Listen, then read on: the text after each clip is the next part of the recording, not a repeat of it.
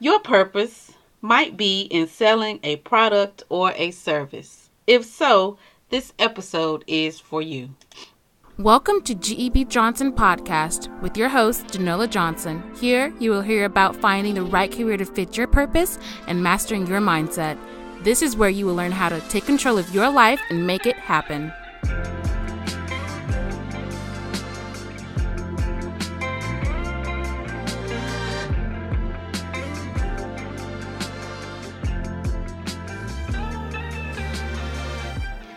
After doing some research in your target market and you understand their pain points, you start your business.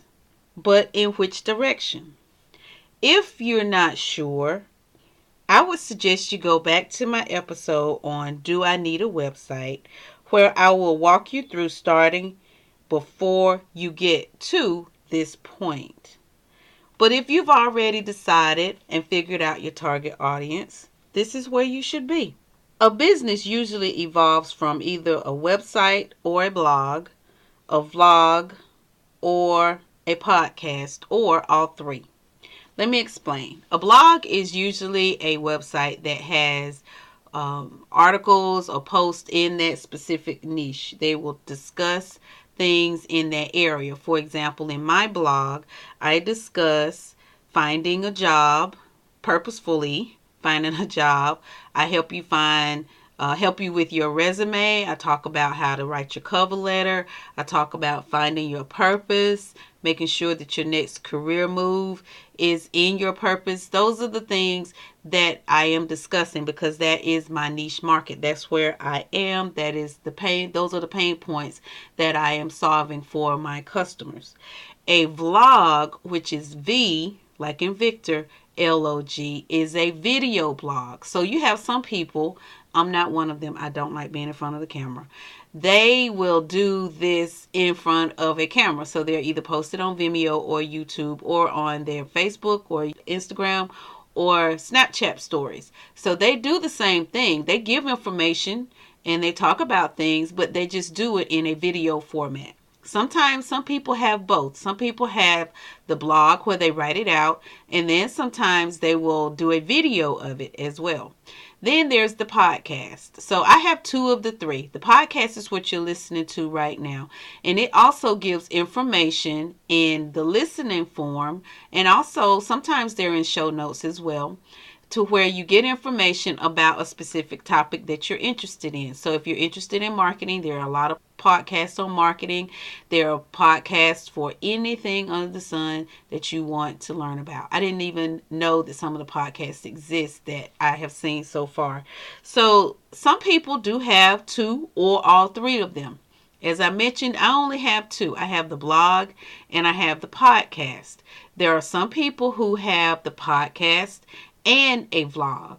So it just depends on you and your preference and what you feel comfortable with. I don't personally feel comfortable in front of the camera, so vlogging is not my forte. I'm sorry. That's just the way I am. So let's talk about the business models. So there's 2 or 3 things you can do. One, you can have a product-based business, a service-based business, or both. Let's talk about what products are. Products are items. They can either be your items or items from someone else that you're selling. So we'll talk about how that works. Or they can be digital products as well. A service is something that you do for people. So that could be coaching, a virtual assistant, website setup, accounting, any of those things. And then there's the third one, which is both. You can either offer a product or you can offer a service, or you can offer both. You can offer a product and a service. So let's look at how the products just work. So products are usually things like jams, like jellies and things, clothes, cars, car parts, books, music, poems, pies, energy packs, energy drinks, things of that nature. Those are products. Even exercise videos, those are products.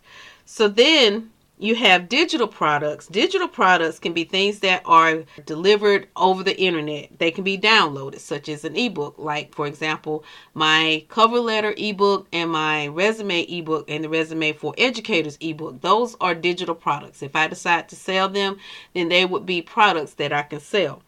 checklists, documents, books, cheat sheets, or courses like my modern career search course. That is a digital download. That is a product. Like I said, it's anything that is in digital form. So let's look at how you can do both. So let's look at the example of an accountant. An accountant can actually offer the service of making sure that someone's payroll is monthly or bi-monthly, however they choose, and make sure their taxes are paid quarterly or monthly, however you choose to do that. So that is the service. They do the accounting for your business. They can also offer products. So they can offer a book or worksheets for you to fill out every month. They can also offer a course on basic accounting for small businesses. They're not going to turn you into a CPA. It may help you figure out how to set your budget for your company, how to monitor spending, how to make sure that you have everything in the right place when it comes to banking and things like that. So that is how an accountant can sell a service, and then they can turn around and sell a product. All right, so let's look at selling products as items. So you can sell your own items. Say, for instance, if you like to make soaps or candles or jams or jellies, or I know someone who sells healing creams. So those types of things are items that they post on their website. They can be purchased directly from their website. So a customer will log onto their website, pay for the item, and then the owner of that website or company will ship the item to that customer. Okay, that's one way. So now say you decide that you want to sell someone else's items. That is called drop shipping.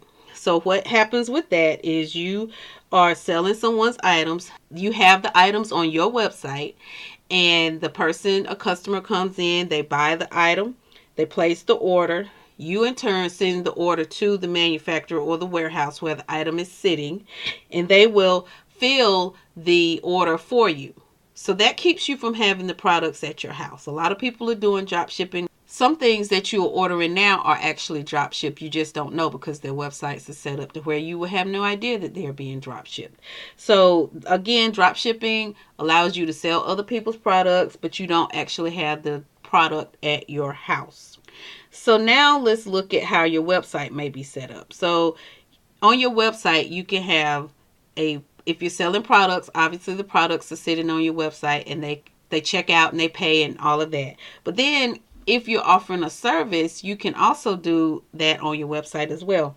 Your schedule, you have your schedule there. You can have them click on the type of service they want. For example, on my website, I have a 15-minute coaching session and a 30-minute coaching session. So the 15-minute coaching session, you can click on it, you get to my schedule, and you can pay for it. The 15-minute I don't charge, but you pay for the coaching session, and then once I get the payment and your schedule, then the time that you have scheduled, we will discuss your needs, what your specific needs are. So that's how you set the payments up for a service-based business. I wanted to review this because some people are wanting to start a business, which is cool. And some of these things can be done as a side business. You don't have to totally quit your job to do it. I mean, eventually you probably would like to, but you don't have to, or you may not even want to. You may want to keep it as just extra income. But regardless, some of this can be automated and some of it you do have to physically do something. So, it depends on how your goal is, what your purpose for the business, and how you plan to run it and what you plan to do. Like I said, if it's a product-based business, it can be somewhat automated, but not completely. You still have to do something. It's not like you can set the website up, set up the shopping cart, and think that it's done. It's not, because you still have to monitor orders. Even with drop shipping, you have to monitor your returns, make sure that the manufacturer and wholesaler that you're working with, that they are sending the product so you can track them. If you get something that's defective, you have to deal with your customers. So you will have to be involved in anything that you do. If it's a service-based, it's more hands-on because you are there all the time. Even when someone is signing up to have a coaching session with you or a session to discuss your service, you still have to be there hands-on in order to have that conversation with that person. You have to be able to sell your product, or your service, because you may have something that they can do without you actually being there face to face with them or holding their hand. So once you decide the service that you're selling, and they have agreed to, yes, these are the services that I need, then you very well may not need to continue to have a conversation with them. You can probably just email or text everything that you need. So I hope this helps you figure out the business model that you may want to choose. Like I said, it can be either a product, a service, or both. Most of the time it does evolve from a blog, a vlog, or a podcast, or a combination of all three. It's up to you. I have to say that being a blogger is quite fun. So if you are a writer and enjoy writing, then you can go on and do that route. But I mean, if you don't mind being in front of the camera, go for it. I am not that person. I hope this helps you today, and I hope to see you next week. Please, please, please join my newsletter to get updates on a regular basis, twice a month. Also, subscribe to us on iTunes, Stitcher, Google Play, and Spotify. And I'd love to see you in one of my webinars, and hope to see you next week. Bye.